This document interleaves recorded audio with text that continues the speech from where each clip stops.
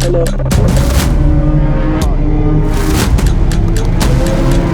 It might seem silly to learn this type of stuff, but throughout time in history, people have learned that learning about warfare, about being ready for warfare, isn't silly at all. People have found themselves having to defend their homes, their families, and their countries. Today we're going to be taking a stark look at the Ukraine war and specifically what has been occurring, what the reality of it is like. There is nothing that was beat into me more as a military leader than to always to listen to the man on the ground. Today we're going to be learning from the man on the ground as we take a look at the reality of warfare in Ukraine. And of course, all this information is kept free, and we really do have to thank our sponsors. Primary Arms keeps this information free, and they have done so for years at this point. So give them a big thank you, give them an email, ask them for a good recommendation, an LPVO or a pistol optic. They have it all, and we cannot thank them enough. Guys, we always are happy and proud to be sponsored by BCM. Bravo Company USA is a great balance between price and the badassness of that rifle that you're actually getting. And this is a rifle that has been used all throughout the world. We're always going to recommend BCM rifles. Of course, guys, if you're looking for a gaming PC, you want to be able to get those skills up a little bit more in your combat war simulators, we have Sideaxe. Their owner is a huge gun fanatic, and we love that. Go ahead and check them out. Finally, guys, all ammunition is provided for by Last Shot Arizona. You should always have go-to-war ammo, and they specialize in that high-performance ammo, such as 70 grain TSX. Go in there, check them out. Always have at least 13 mags ready. With all that being said, talk is cheap from me. What we are really here for is to hear from our subject matter expert. For quick introductions, my name is Michael Jones, former Air Force Special Warfare guy, served first as a SEER specialist and then as a TAC-P. Now, with all that being said, let's go ahead and invite on our guest right here. Can't thank you enough for coming out here today. Thank you for having me. Go ahead and introduce yourself. I'm sure people are expecting a Ukrainian accent, but here we are. Yeah, I'm an American. I went over in Ukraine and fought for about a year. Prior civilian, whilst in Ukraine, I was in a Special Forces detachment and worked primarily in a direct action role. And I also did some subsidiary work as a GMG operator doing heavy weapons. So quite a bit of experience, and you spent about approximately a year in there. And Right. on that time, you were from heavily contested areas to less contested areas. You ran anything from recon missions to counter drone. You pretty much did a large gamut of different operations within Ukraine, if I'm to understand everything, correct? Correct. Yeah, most of the operations were going to be just general position holding, fortification stuff. I also was only the exclusive team shotgunner for the back of trucks. So a lot of CUAS stuff. I was the guy on the back of the truck that you see in the videos on Instagram shooting the drones down with a shotgun. Now, for my audience who's not familiar, what does CAUS mean? It's essentially counter drone for layman's terms. Anything unmanned, that's kind of what I would be dealing with at the back of the truck, whether it's a recon drone like a DJI Mavic or a similar platform, or it's something like an FPV via fiber optic or just true wireless. Well, I can't wait to go over so many different things today. Thank you so much for coming out. So with all that being said, let's go ahead and let's delve into it. Let's do it.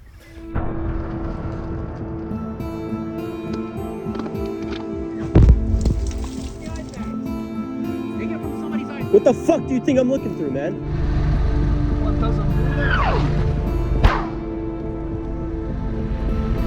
I understand one of the first things you want to talk about is just everything that we've kind of heard about Ukraine, which is trench warfare. What's the reality of getting into a trench, of moving between trenches? What is it actually like on the front right now? Yeah, so in a typical role, when you're going to be holding a position, you're going to be in a trench. The times of warfare where you being outside in a tree line, moving around, it's over, right? Cover and concealment is your best friend. And with the current kind of threat profile that we have on the front, which is going to be all drones, cover and concealment is very far and few between. Now, when you say cover and concealment, are you saying that there's constant coverage and ISR surveillance on your position at all times? Correct. It may seem dumb, but the way I like to think about it is like you're in a department store and you see all the dome cameras above you, right? Yeah. Every square inch of that store is being watched by a security team. Now, what are Russians actually employing? Are they having a drone watch? Are they swapping out? How's it working on their end? Yeah, so you have a plethora, a big spectrum of different, aerial ISR that's going on the front. You have really big fixed-wing aircraft, like the Super Cam is a very famous example, but more so that the personnel are going to be dealing with are going to be smaller platforms, mostly quadcopters like a DJI Mavic performing surveillance. And so what that looks like is the entire front is sectorized. Okay. And so because it is sectorized, it is also watched every single second of the day. You have a Mavic holding a position. So if we're in a trench like we are now, right?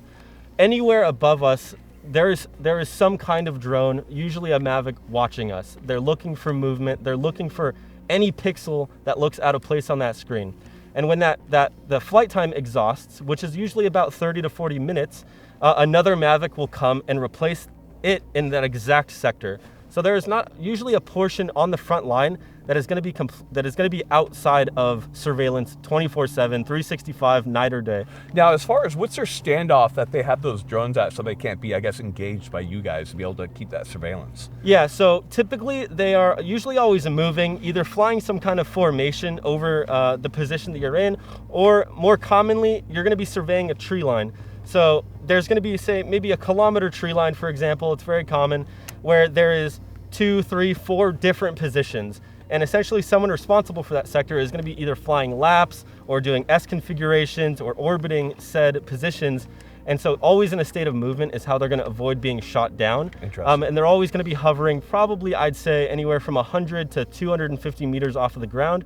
That makes it a really small target. I mean, you're talking about a drone that's maybe a foot by a foot in size. How far from the ground do they have to be before you can reliably hear them? I would say being in Ukraine, you developed kind of a slight tuning in your ears, Sure. you know. I would say you start to hear them anywhere under maybe 150 to 200 meters. Okay. You'll start to hear a tiny little buzz, and you'll be able to identify that there is, in fact, a drone over you. Interesting. So we're talking about being under constant surveillance. So if we're looking at this trench right here, so what everybody's interested in is, should warfare devolve in wherever area that they are, whatever civil war occurs or whatever, what are some things that you guys have done to keep yourself concealed within your trenches as you move? So on positions that are further away from, I guess you can consider it the gray area or the point of most contestment, when you have a little bit better access to logistics, right? Because Sure. logistics makes the war. It does. You're able to bring in logs. Usually you'll see, about foot in diameter logs are trucked in, 1, 2, and 3 meter in length, and you'll lay those over the top of the trench and completely close it. So you'll cover it with logs and then usually polythene, and then maybe, if possible, up to 12 inches to 3 feet of dirt to What's hide the yourself. point of the polythene? The polythene is to waterproof it. That makes sense.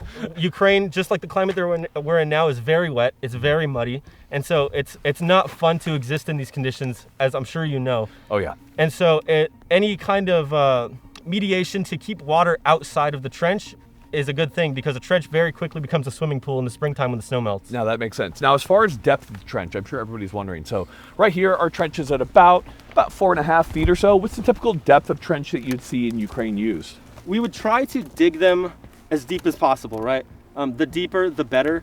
I've been in a lot of trenches that were about yay high, about up to the chest level for me, which is maybe about 4.5, 5 feet. Yeah. In a perfect world where maybe a position is a bit older, it's been fortified, it's really had time to dig in, you'll see 6, 7, 8 feet deep trenches. But I've also been in trenches that are just maybe 2 or 3 feet off the ground that are very new. So it really just depends on how hastily the position was built. Okay. Now, the entire time you're in trenches, I guess the question is going to be threats that in the trench. So suppose we can kind of move over to there. So you're being spotted by these drones, which I would suppose is great targeting information for that. So what's their typical targeting procedure that you see, that you've seen when you've been in trenches? Yeah, so it's really a matter of, and I've spoken to some drone pilots on the friendly side as well, and I've asked them kind of, what do they look for? What do you guys look for? So when I go onto position, I can have these things in my mind to prevent kind of a leak of my position where they see us. The first thing for most is stay hidden. Okay. Don't leave the trench. Don't be walking around outside the trench. You get onto position and you stay in it. Unless you have any kind of forward action or you're exfilling, all of your work can be done inside the trench, and that's where you remain. And I understand you said somebody once came out to piss or something, and how long did it take for mortars to come in on his position? Yeah, so realistically, anything you do, like I said, because the position is constantly being overwatched, right? They're just sitting there looking at a screen in a hole, and they're waiting for a pixel to move on that.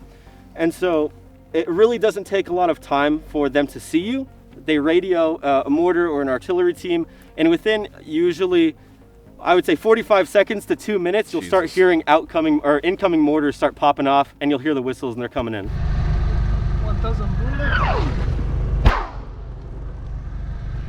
1,000 bullets. That's insane. Now, what does it take for them to actually target you with FPV drones, with more targeted munitions, I suppose? Yeah, so earlier in the war, when drones were a bit rudimentary still, the drone teams used to be very close to the front. They were 1, 2, 3, 4 kilometers away. Because modernization of the drones and technology, we're able to push that further and keep our drone units safer. And so now you have maybe a 10, 20 kilometers before they're even crossing the threshold into enemy lines.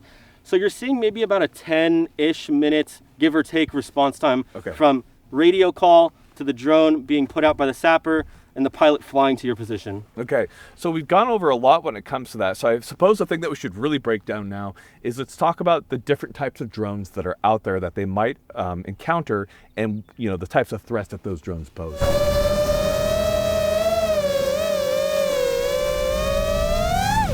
This is up to you, man. Tell us about the different types of drones out there and what their capabilities are, what you typically see. Right, so as I stated previously, you have a wide spectrum of drones being used on the front. Stuff that's being employed for the first time, experimental stuff, tried and true things, long range, short range. The most common things that you're going to see is very high altitude ISR being conducted, looking for military installations. Those are going to be your big fixed wing aircraft, like super cams are the most famous Russian example. Those are the ones where you see Russian Ukrainian prop planes, and they'll be shooting at them with rifles, trying to blow them out of the sky and stuff, right? Yes and no. Okay. So a super cam is going to be strictly for ISR. What you're thinking of, like the very famous videos of the guy ripping an AK outside of the prop plane. Yeah, that's going to be like a Shahed. So that's going to be an unmanned, Iranian drone that is targeting very, very deep targets. Several hundred to 1,000 kilometers away. Gotcha. The things that we're going to be dealing with as personnel on the ground are really going to consist of Mavics. Mavics being used as an ISR form, as well as dropper drones. If you move a class up from that, you have a heavy lift platform like a Vampire, a Baby Yaga, and those things can carry anything from multiple mortar system.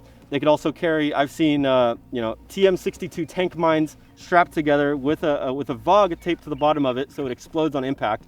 I've seen those drop and leave a giant crater.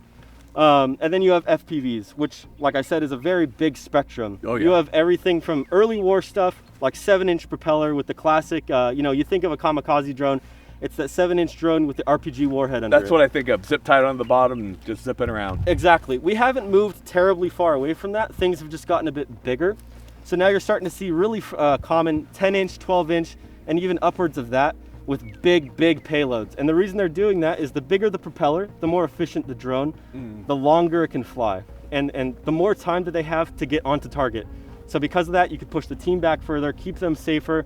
You can carry a heavier payload like a thermobaric charge or the number of improvised devices that we use on the front.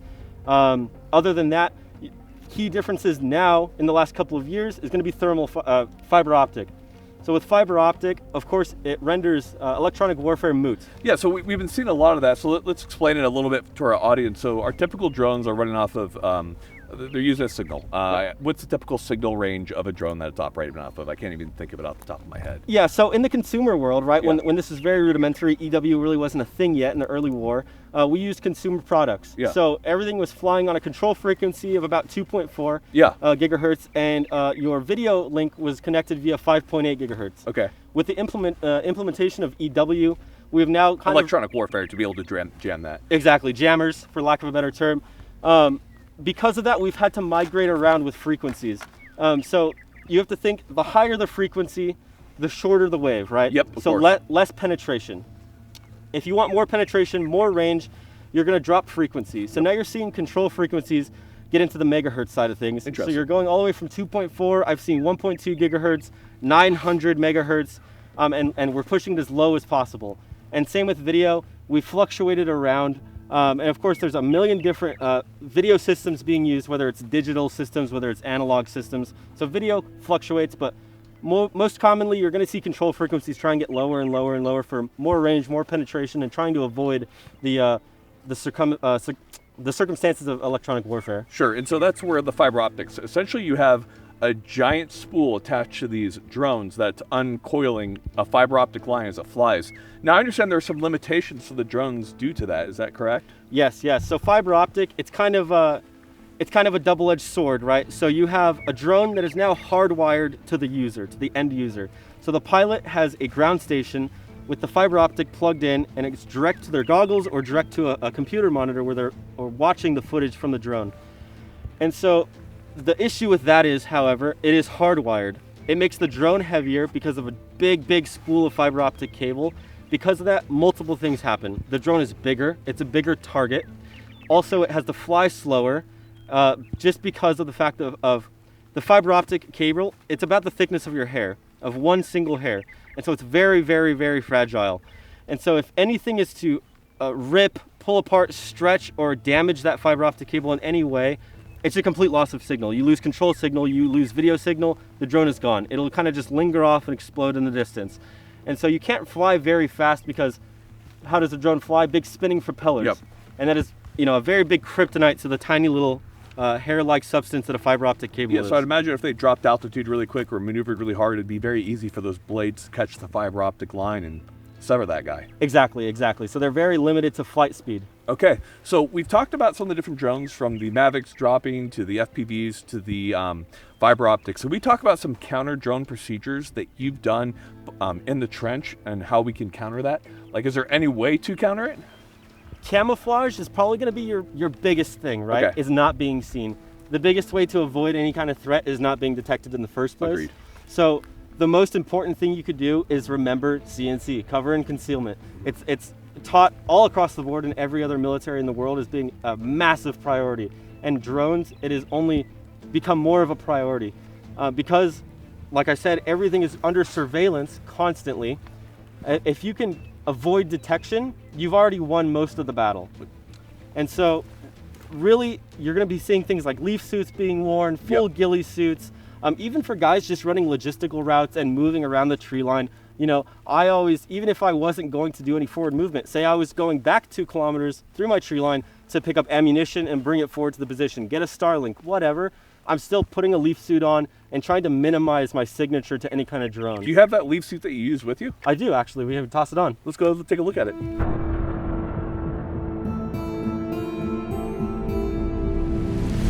Okay, so right here we have the leaf suit on. First off, where is it from? Yeah, it is a leaf suit by Lapa. They call it the Viper Hoodie V7. They make different variations. They also see some people have the long cloak. I would kind of wean away from running the very long cloak in most circumstances unless I was like really doing deep movement, just because it catches on everything. Here it's really cool because you have a detachable Viper hood that you can kind of just wear over your kit and at least have some kind of cover and concealment from directly overhead. And I see these are very common among, I would say, both forces. Yes. Seems to be pretty much the standard and the norm right now. Yeah, pretty much every kind of special detachment or special forces unit inside Ukraine, whether it be foreigners, whether it be Ukrainian nationals, are going to be wearing some kind of leaf suit for cover and concealment. Is that due to the amount of fighting that's happening in heavy vegetation? Because I would imagine, like, in some of the more desolate areas, it's not so much necessary, or is it just worn in general? It's worn in general in more forested regions, say up in the north, like Sumy, for example, where you have big overgrowth. It's extremely useful. It's vital. You'll see guys wearing the Viper hood, the back cloak, as well as the gaiters and pants as well, just because of the amount of vegetation around you. You're walking through bushes, so if you could become the bush, it's a big help. But even in a more Charlie Brown Christmas tree-like environment down in... Do you want to explain the Charlie Brown Christmas tree? Basically just tree stumps, trees that have been berated for the last 4 years now with mortars and indirect fire, drones, fires, you name it. Every tree in Ukraine in a tree line is pretty much a near waist-height stump, or the remnants of a tree.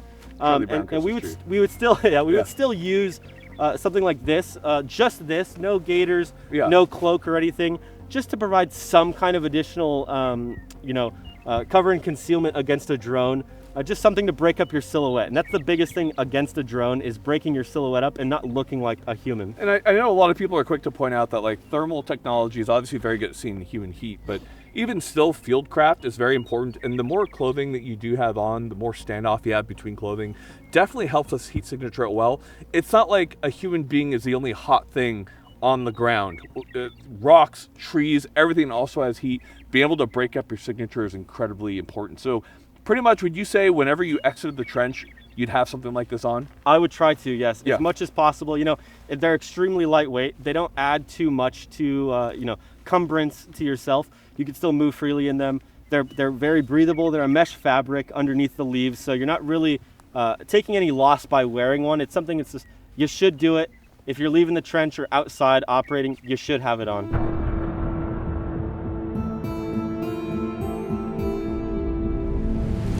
So we're inside the trench now. You're obviously going to get struck by drones while you're here.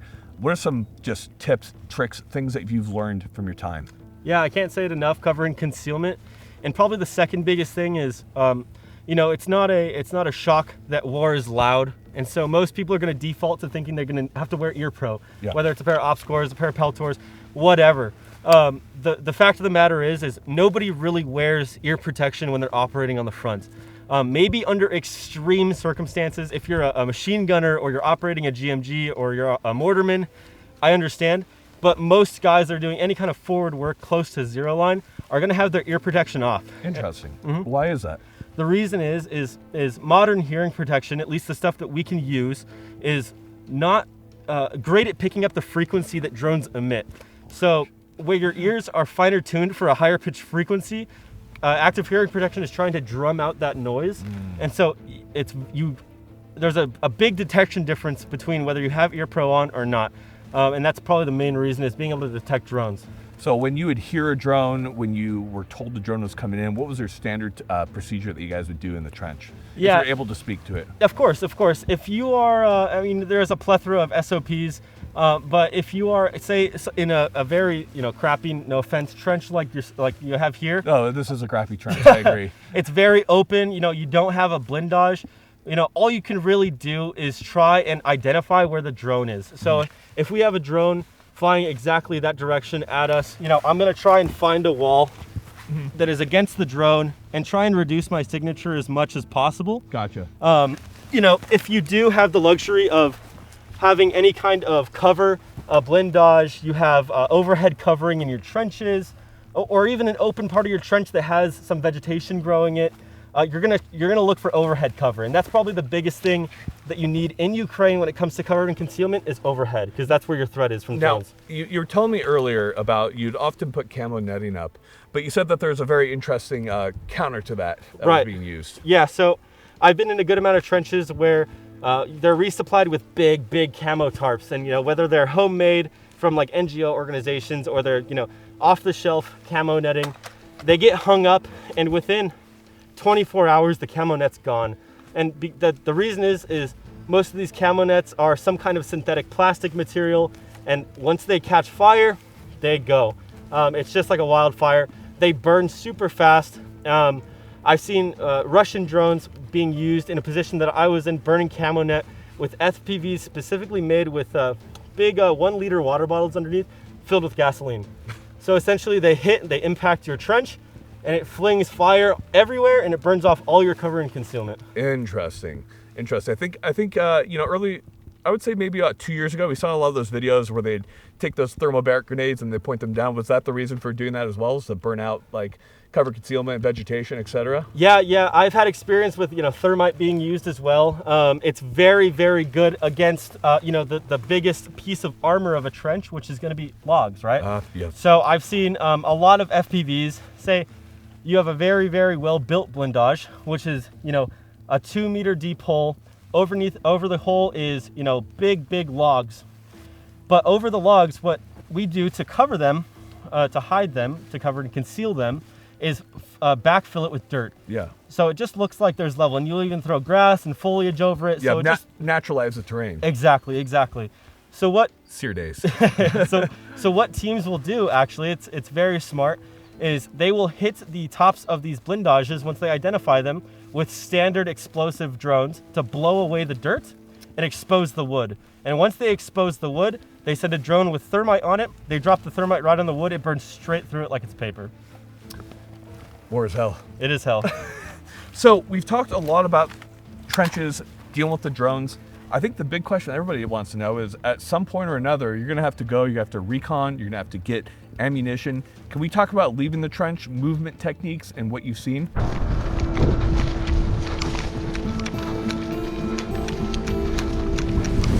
So at this point, you need to exit the trench, because if I understand, supplies are not just dropped right to you, they're dropped behind lines, and you have to be able to get to them. Correct, yeah. Nothing is rarely, just like the personnel themselves, you're never infilled to position. Infills are always going to be a mix of mounted and dismounted, and that's the same with logistical stuff too. Whether it's logs being dropped off for reinforcement, or it's ammunition, Starlink, you name it, everything is going to be anywhere between, 1, 2, 3, 4 kilometers, etc. back.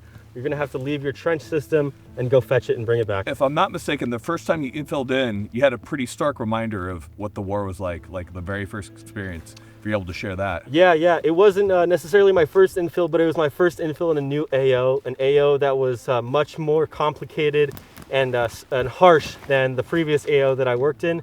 We're going through big mud fields. It's very muddy and deep and mucky out there. And so there was a final maybe 500 meter stretch of open terrain before our final tree line where we were going to dismount and then do our dismounted infill.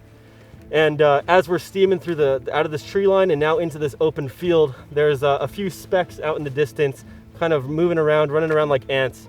And as we got closer, I was able to identify that these are Ukrainian soldiers as part of a motorcycle assault team, and all of their bikes were stuck in the mud. You're talking about knee deep, waist height deep mud, tank tracks. It's just a mess. And so imagine trying to ride a tiny little dirt bike through that. Ain't happening. For them, obviously it didn't go very well, and all of their bikes were all the way up to the engine and gas tank in mud and completely leaned over, and they're fighting for their lives trying to pull them out of the mud. As we drive by, I'm watching them struggle, and as we're about maybe 20 seconds out from our tree line, an FPV comes in and just takes 3 of them out. And the fourth guy, a part of that team, just ditches the bike and runs. Stark reminder. War as hell. So, exiting the trench, dangerous. So, tell us what we're looking for. Yeah, so in this scenario, if we're leaving a trench that is very outside of cover and concealment, you don't have a tree line that is running alongside or through the trench system to provide overhead. There's not a lot you can do, but there's still some general SOPs that you can follow. The first being, have your personal camouflage on. Personal protection is very important. Wearing your armor, wearing soft armor and stuff like this. I would say arguably, any kind of camouflaging gear that you have is arguably just as important in this conflict, because like I said, if you avoid detection, you avoid any kind of threat really, unless it's some indirect fire. And so really you want to focus on cover and concealment. You're looking around, you understand the route that you have. Say if we need to move exactly this way from the trench opening to go retrieve a dropped bunch of goods, whether it's ammunition, fuel for a generator, you name it, I'm going to be looking for the route and looking at a map and seeing where there's thick foliage that I can move through, what I can do to minimize my exposedness to the sky. A little bit of route planning before leaving. Exactly. And a good rule of thumb during route planning, especially when you have tree lines, is sky. You want to find a route where you see the sky as little as possible, because if you can see the sky, then what's in the sky can see you. What do you say? Do not trust the sky? Do not trust the sky, yeah. Now, so we're going to start exiting, but what concerns do you have beyond the sky that you should be looking for on the ground? Yeah, a big thing in Ukraine, it's pretty much everywhere across the Eastern Front, is ordnance. Whether it is unexploded ordnance from mortars, artillery, a drone that lost signal and didn't detonate and is laying outside your trench, as well as the more obvious answer, which is landmines. You have small anti-personnel landmines like the very famous PFM-1 or Butterfly, Toe Popper, it has a million names. You also have, we've seen recently bouncing Bettys come into employment. Those are being used more now. And so any kind of ordnance, you're always going to be kind of looking down for. And so I'm tracking that they're actually dropping those from Mavics behind your lines. So even with a forward line, there really is no safety at any point. Yes, and this also comes into factoration in route planning, right? Because once you plan a route, typically that route doesn't exist for another 24 hours thereafter that, because you may do a reconnaissance of a route, and I've done this multiple times, where you go out on a small fire team mission to do some reconnaissance and look for kind of a way to get your troops into a position for an assault, right?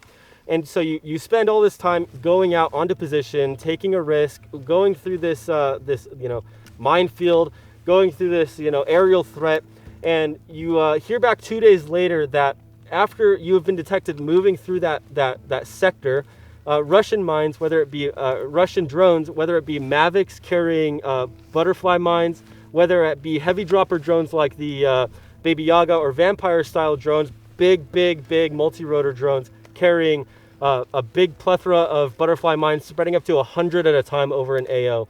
And this could be very, very complicated because you can walk a route 20 times, and the 21st time it'll have ordnance on it that you didn't see before, and you're 2 or 3 kilometers away from any enemy personnel. And it's the fact of the matter is Ukraine just becomes an entire minefield. So you have to treat leaving the trench as if it's your first time ever leaving the trench. Like I said, even if you've done the route 20 times before, that 21st time you'll find new things because stuff is constantly dropped from the air. Perfect. Let's show us what it's like. Yeah, let's do it. As I'm moving outside of the trench, I'm going to be looking at the ground. And it's a very confusing thing because, you know, the air is so scary in Ukraine. It's a terrible thing. There's drones everywhere. The ground is just as dangerous, right? And so I'm constantly scanning. And it kind of changes the way a patrol is typically done because, you know, you're taught, especially in like ranger file scenarios, you are kind of at ready, looking forward, maybe scanning the ground. Whereas in Ukraine, it's a much bigger priority to constantly be scanning the ground. Very famous in my memory personally is one of my good friends as well as teammate lost a foot in one of our AOs just because there was a drone threat. He decided to run and not look at the ground. And what does he do? He takes about 5 steps through a route and steps on a PFM1. Keep in mind, this route was previously clear of any ordnance, and it had been dropped the day prior before we did any assault work. So you're always, a big emphasis is looking at the ground, looking at the ground, looking at the ground, looking at the ground, looking at the sky. Other than that, all you can really do is look for cover. You know, this is a very scary example of where movement would be taking place. So in an instance like this, we're gonna kind of blur the lines between SOPs and kind of just keeping ourselves safe by really increasing our movement tempo. So if we were ever subjected to a very vast open space like this, you know, of course I'm gonna be thinking about looking at the ground, looking for mines, looking for places to cover. If there is no places to cover, like I'm standing in a very big open field, which this does happen, or a section of your tree line has been taken down, whatever, I'm gonna be running. Yeah. I'm gonna be running, and I'm gonna be assuming the risk of stepping on a mine to get away from, you know, an inherently larger threat, which is the sky. And so really running is your only defense in something like this. If I'm in a more wooded area like a tree line, I'm gonna be looking for cover. I'm gonna be always staying by the stumps of trees. I'm gonna use you as a stump of a tree here. Yep. Well, actually, we can move over to the tree line now. Yeah, we can do that. Let's do that. Okay, we are now in a little bit more overhead cover, so you can better show perhaps some of the techniques. Yeah, and as I was stating to you just a few minutes ago, a lot of the SOPs that are used, you would think is common sense. But of course, you know, with the fog of war, with stress, with being on the battlefield to a unknown enemy, you forget a lot of these things. A lot of these things slip your mind. And so, you know, the most notable is what I'm doing right now, which is a huge issue. Because if you look directly above me, open sky. And anywhere that is open, that a drone can see you, is a problem. And so, you know, in most cases, because as we talked about earlier, coverage is quite stark in some tree lines. You know, you're gonna be looking for concealment where you can. You're gonna kind of take what you got, kind of thing. And so, in an instance like this, I'm gonna just make a brutal, obvious assumption that I probably shouldn't be standing under a direct open sky. And so, just moving to somewhere like this, underneath a tree, is a good option. And like I said, it's kind of take what you get, right? And so you can't have it all. You can't. This isn't a, you know, war is not this perfect world scenario. And you know, Ukraine is a shining example of that. And so I'm breaking a big rule here by being bunched up with my teammate. And it's an issue, but as we stated before, cover and concealment is a priority. And so if you have to kind of blur the lines in some areas, like being bunched up to ensure that concealment is achieved, and your signature is as small as possible. It's the sacrifices that you have to make. Well, should we do a little bit of movement and show them what that will look like when we call a halt and go into cover? Absolutely. All right, let's do it.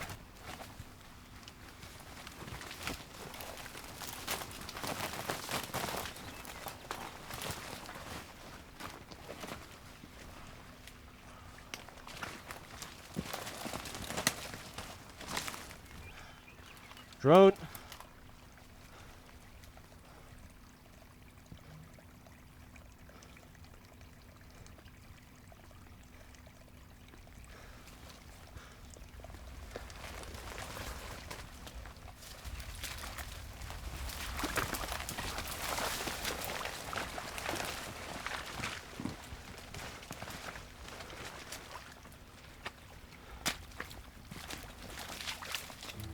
So after moving to that tree line, you can kind of see how you got to work with what you've got, right? Yep. And breaks in formation, spacing issues, bunching up, it's all normal, it happens. And I'd like though to highlight one of the things that is a big issue with a lot of the new guys is when you call a drone hold, when somebody sees more often they hear it before, and you stop the formation. What you're trying to do when you stop a formation is not necessarily, become invisible to the drone. You're trying to take advantage of the drone's weakness, which is it's 400 feet above you. And so when it's looking down at you, they're not necessarily looking for a guy walking through the trees. They're looking for movement in the tree line. They're looking for silhouettes, they're looking for shadows, things changing. And so stopping the formation to hide or take cover from a drone is not about necessarily disappearing, it's about just holding still. And the biggest mistake that I see people do, that I was guilty of in the beginning, was when somebody calls a drone, you look up at the drone. And what you're doing, although you may think you're acquiring a target or you're looking for the threat, is very detrimental, because what you're doing is you're showing a bright white face to the drone.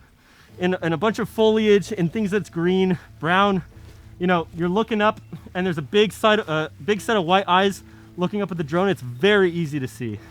And so the best thing you can do, if you do have a Viper hood, which you should, is have your hood on. Somebody calls a drone hold, and you just try and reduce your signature. So tuck your gun up, bend down, and just listen. And that's probably the best thing that you can do to just avoid detection, is really just try and pretend like you're not there. Because if you move, if you're panicking, if you're trying to cover yourself with foliage, this is stuff that I've all seen. Ultimately, you get seen not because of what you look like or the appearance that you have on the battlefield.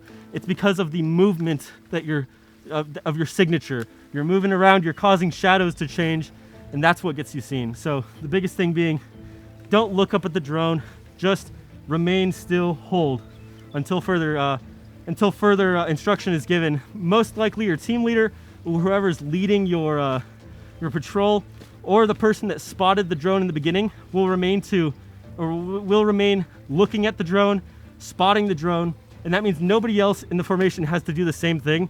Everybody just needs to focus on hiding and staying covered. Awesome. So really good information there. So from here, we're going to be notionally in the forest, just so you can see his movement techniques as we follow this little path up. He'll be showing you how he moves, what he's looking for with his feet as he's walking, and we'll be speaking to spacing so much as you can make it happen. Obviously, things get a little funky sometimes, but we'll see how it looks. So please, sir, after you. So as we continue to move through a tree line, as we stated earlier, I'm not necessarily looking forward. If I understand where my threat is, say if I'm moving between friendly positions, I'm not necessarily focused primarily on a threat in front of me. Although still important, I'm more so prioritizing up and down. Down meaning ordnance, up meaning drones. So as I'm patrolling, I'm looking down and scanning up.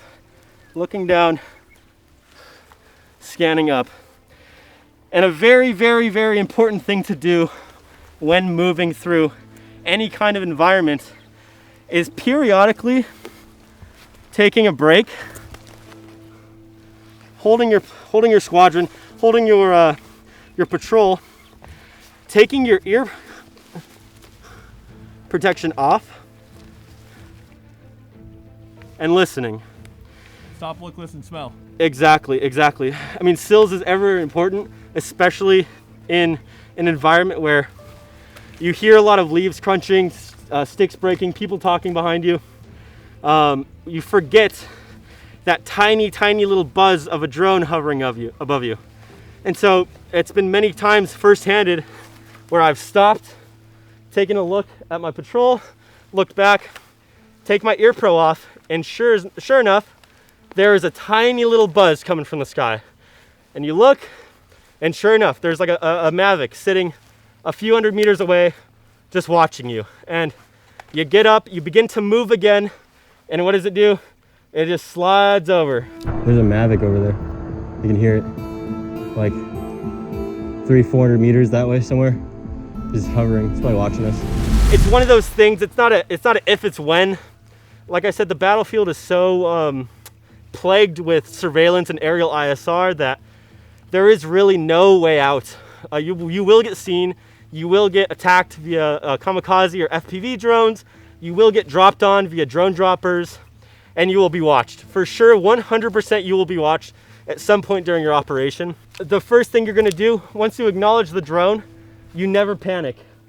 They've seen you. Running around, running away is only gonna exhaust you.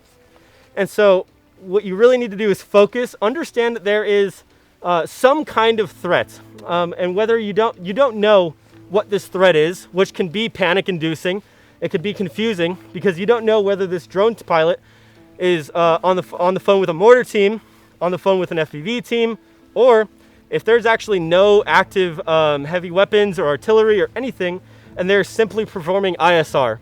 And so you don't want to panic, you don't want to freak out and run around and make a bunch of movement. You need to just keep your composure, remain camouflaged, and maybe change your route a bit.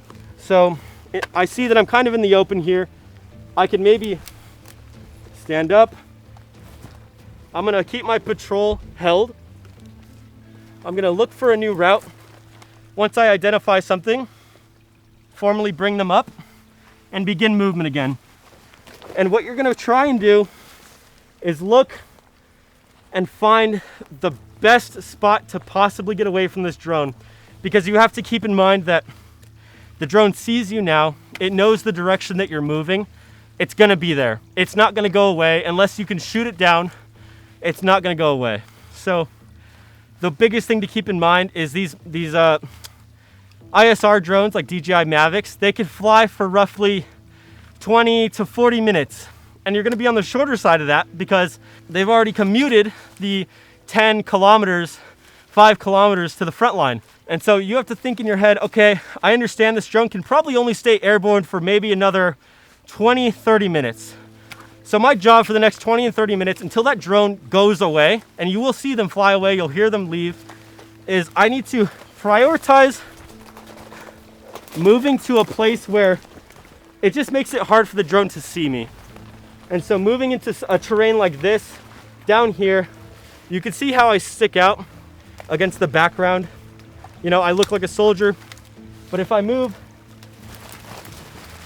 into an environment like this, it's much harder to see me. And again, if I practice what we were talking about earlier and reduce my silhouette as much as possible here, I have my hood on and I turn down, it becomes much harder to detect. And that's the drone mitigation and being seen by ISR. You know, the mitigation is not getting away. It's kind of making do with what you have and just practicing SOPs to remain as hidden as possible. You also have to keep in mind that a big point of a Mavic is to call in enemy fire. So if you are on a team, a direct action team, and you're moving through a tree line, and a Mavic sees you, what do? They radio another drone team, a kamikaze team. And you have to keep in mind these cameras on these kamikaze drones are much, much, much worse it is a very grainy, very low resolution footage, typically under 1080p. It's very, very low. You have to keep in mind, maybe the Mavic sees you, but that FPV that's going to be coming over the tree line in maybe about 5-10 minutes, it's going to have a harder time finding you as long as you practice those SOPs that we were talking about previously in the video, which is hiding as best you can. Now, with the exception of mortars and some of those more common indirect fires that we know from big military days, when it comes to your FPV drones, and even your drones that are just dropping grenades, is it best to stay within a tree line to help mitigate that? Yeah, you typically never move outside of the tree line unless things have really gone wrong. Sure. Off the top of my head, I was a part of 47 combat missions on the front. I had one instance where I left the tree line and ran down a road with my team. And the reason for that was because we were taking IDF and we were taking cluster. Okay. Shortly after the cluster started dropping, we understood that things were going very, very wrong on this exfil. We were seen. We were trying to move during the twilight hours, kind of the shift between, kind of that golden hour, Yeah. the shift between, thermal cameras and Yep. regular cameras. That's a great time to travel. Yes. Actually, that's something to speak to. Of course. So as you go from nighttime to daytime, daytime to nighttime, that sunrise, sunset, it's that thermal crossover. It's a hard time for both cameras. It's a hard time for your daylight cameras. It's a hard time for your nighttime cameras because for the nighttime cameras, like thermal imaging, everything is heated up. Trees are heated from the sun. Rocks are heated from the sun. Earth is unevenly heated. It's much harder to detect a human being during that time compared to like the dead of night when everything started to cool down a little bit more, although it's still a little bit cluttered. So that's what he's referring to, and it's a great time to travel. Correct. And thank you for explaining that. That's kind of what we try and focus on is moving during these like thermal crossover periods. However, an issue with that is repeatability and a routine. Sure. It's very, very, very digressive to always move at the exact same time because if your enemy is watching you and observing you, performing ISR on you, they understand that this is a repeatable thing. And if it happens over and over and over, if it happens 20 times, odds are you're probably going to exfil at that same time the 21st time. And so you always try and fluctuate and kind of, like I said, with this war, it's kind of making do with what you got and doing what you can and being flexible. And this instance where we ran outside of the tree line was because we decided to leave an hour earlier than thermal crossover and it was still dark. And so we're under night vision. And if anybody's ever walked with night vision through a very, very densely compact tree line, it's not fun. It's very difficult. It's annoying. Your night vision's never focused on the right thing and you're bumping into stuff. We started taking indirect fire. It started out with some smaller shells and then it moved into cluster. And so we began to pick up the pace a little bit. And as we did that, we're snagging the rucksacks on more things. We're dropping stuff. We're losing pieces of kit in the tree line. And soon thereafter, we started taking SPG. And SPG is a terrifying thing because it flies so fast. Whereas, you can hear mortar and artillery coming. You can hear the incoming shots. And so you kind of know, if you're paying attention enough, you can hear the incoming mortars and you can begin to take cover. SPG doesn't really give you that time. It flies much faster on a direct flight path. And so once we started getting hit with SPG, we kind of determined just in the moment that it was just time to go. It was just time to move as quickly as possible. And we made a judgment call and assumed a huge risk.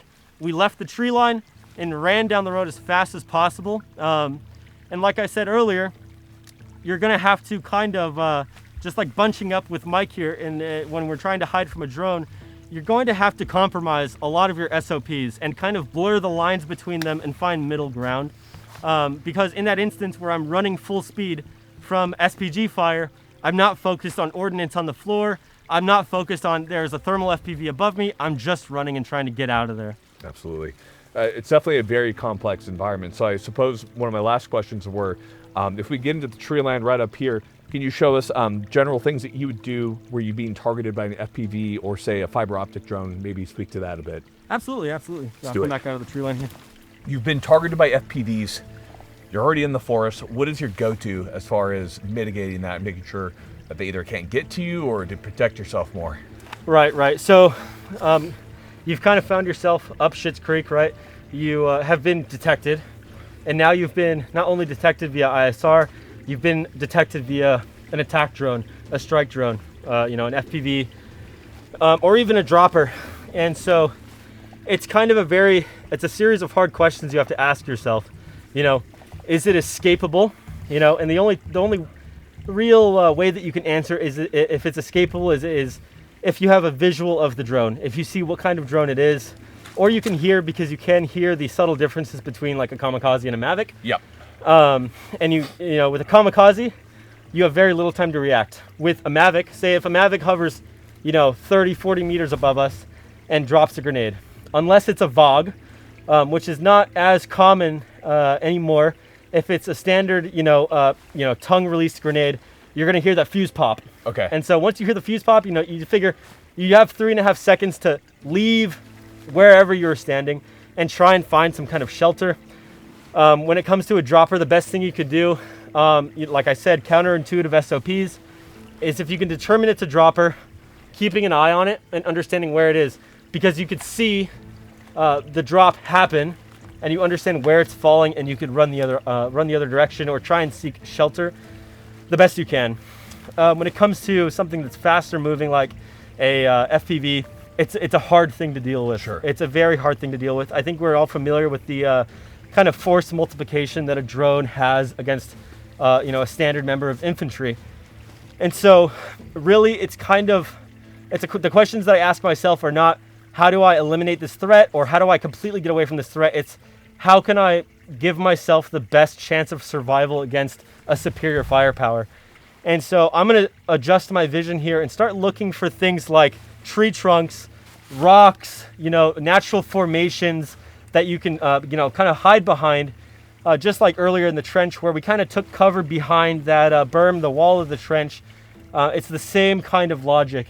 You're trying to compact yourself and hide, because really the threat that you're facing is not necessarily blast damage, it's shrapnel. And so you're trying to get behind things that could potentially stop or, slow the travel of this shrapnel to mitigate injury, or like prevent you from becoming a casualty, essentially. Gotcha.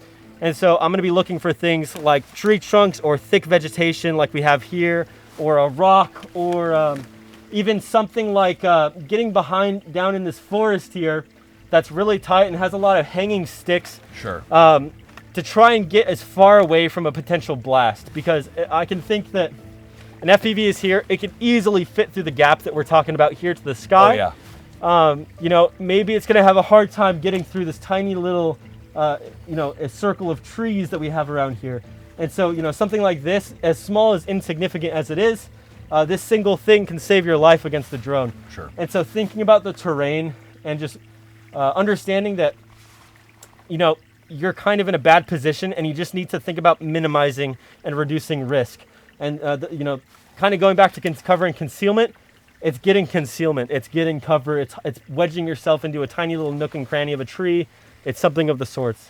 Awesome. I mean, no matter what, it sounds like you're always having to break some rule in order to survive. It sounds like it's always kind of weighing every option that you have. Correct. Now, we've gone over a lot at this point, so I figure what we could do now is we could go ahead and wrap this up, give our final thoughts and stuff. Any further kind of little tips and tricks? Ultimately, this is just going to be a primer for these guys, but we can't thank you enough for coming out here. So let's head back and let's finish it up. Sweet. Thank you, Mike.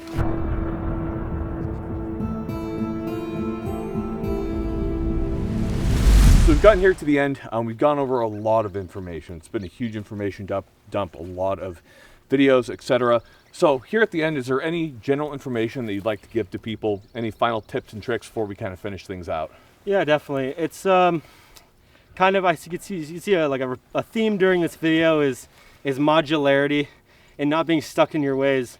And I think that's one of the biggest lessons taught by this conflict, is that old practices from prior conflicts, some practices work, some are very detrimental. And so you can't be stuck in your ways. You have to be flexible.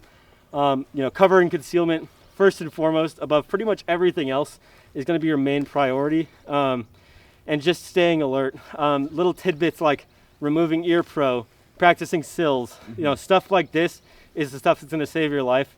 It's not a very glorious war where you're kicking down doors and clearing rooms. You're really trying to survive most of your time out there on the front. It is interesting that from war to war, things change, things go back to the same. We're seeing a lot of old techniques being resurfaced. We're seeing just a complete changeover. Just like there was such a change from Iraq to Afghanistan to Syria, just like you're going to see a change from Ukraine to whatever future war there is, but there's always going to be something to glean from every single conflict, because beyond that, the technology evolves, drones, then the tactics will evolve. So I can't thank you enough for coming out here and giving us a kind of a little taste of how things are and how things were for you. Obviously, this is a very short primer for you guys. This isn't going to replace training for you guys at all. This isn't going to replace experience, but at the very least, it can help you a little bit in your training regiments with your friends and be able to give you a little bit more information. Obviously, I got to give you a plug a little bit. All My Friends Hate Drones. Got a little IG page. You got to check it out. But that being said, we've gotten to the end here, guys. Thank you so much for watching. We always got great things. And I guess the final thing that we have is what we always do, give a little bit of life advice. So outside of war, where's a little bit of life advice you'd like to give to our audience?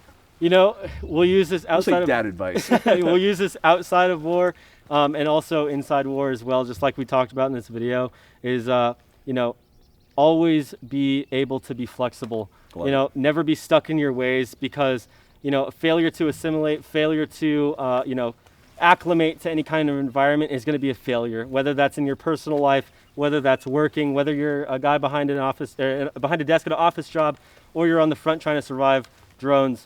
Never be too comfortable in your own ways, and never be too ignorant to adapt to those ways. Love it, man. Thank you so much. Guys, stay tuned for great stuff. As always, you got to check out the Patreon. We have all the best stuff out there.